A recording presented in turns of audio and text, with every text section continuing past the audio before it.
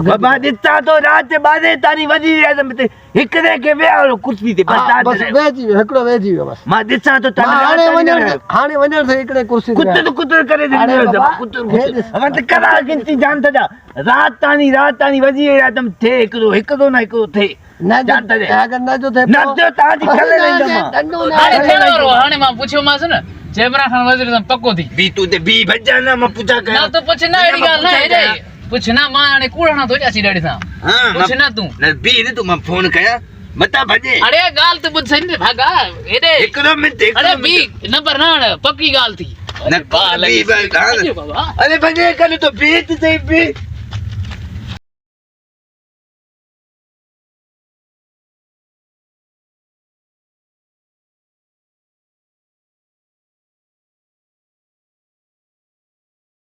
पूछा तो करा सही वोंटे दिना से वजीर आजम केर थियो पूछूं सही हेलो अरे हाल तो दे सही यार यो जो 5 तारीख है यो वोंट भी थी वजीर आजम ने हाल वाल दे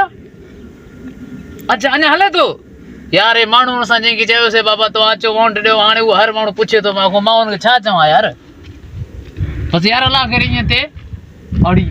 बच्चे तो खड़े सट छाला कहरा बुद्ध गल बुद्ध थी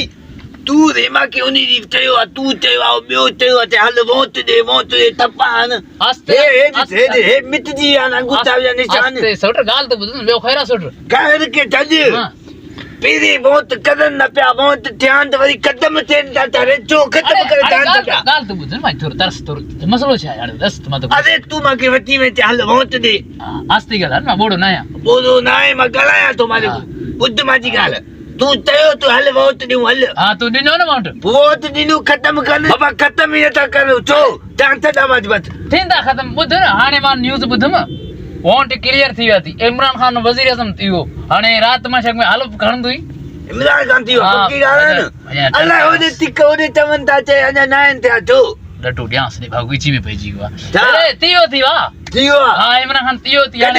कदे थियो बुधान कूद ना जामा हे हो तो हाने थेण वारो हाने मां पूछो मास न जेबरा खान वजीर आजम पक्को थी बी तू ते बी भजा ना मां पूछा कर ना तो पूछ ना एडी गाल ना हे पूछ ना मां हाने कूड़ना तो जासी डैडी सा हां पूछ ना तू न बी ने तू मां फोन कया मता भजे अरे गाल तो बुझ सही भागा एडे एकरो मिनट अरे बी नंबर ना पक्की गाल थी न बी बाबा अरे भजे कर तो बेत सही बी निभागो यो तो भजियो बाकी बेन के दिसा तो रे जे टाडी माके वोट माके तई वोट थप्पो न फिलानी जे थप्पो न तीरी थप्पो न हने वरी वोट खत्म ही न थे बी मां बेड के दिसा तो बी इलेक्शन माणने के वठी विया से डेस्क ना भरे विया से रिजल्ट ही ना आयो ले छा थियो अरे बी ते छा थियो डंडो हणे साजो डंडो हणे हेरो डंडो हणे तो ताई जाले में खैता है छेल चाजिया ए भागा छा तो डंडो चावदी चाचो तू रे असा के वती में चाल वोट देऊ गादे दे हां पो अरे पो इलेक्शन खत्म ही न थे कहो दी आज छे ओडिया क्या दिया पो खत्म कराने इलेक्शन वजीर आजम के थे अरे भाण ना हाल बुध ने गिनती हले थी वडा वोट है तो अरे वोट था इतना वोट था वोट है न तो केकड़ी हम तू बार जट ने भागा जी तूने एकड़ो वोट थोरो कई मोते थोरो एदो सारो वोट ने मंगुतो आयो मुते बाबा अंगुता आयो मुते बाबा हई पो मां छा के मां गिनती वनी करा अरे कदर गिनती करा जान त वजीर ने मिकरे कयो दूर पाए ये बाबा अच्छा दलील कयो तो असा की गिनती हले थी ना बजान पूरी हेतरी हले थी हेतरा वो धोया था बाबा मिनट थी वनी बस पजो चोदी आज गिनती नहीं थी वडा फाउंटेन वडा बक्सा भरे पेन थेला भरे पेन सब ता नहीं भागा डंडो ना ठीक है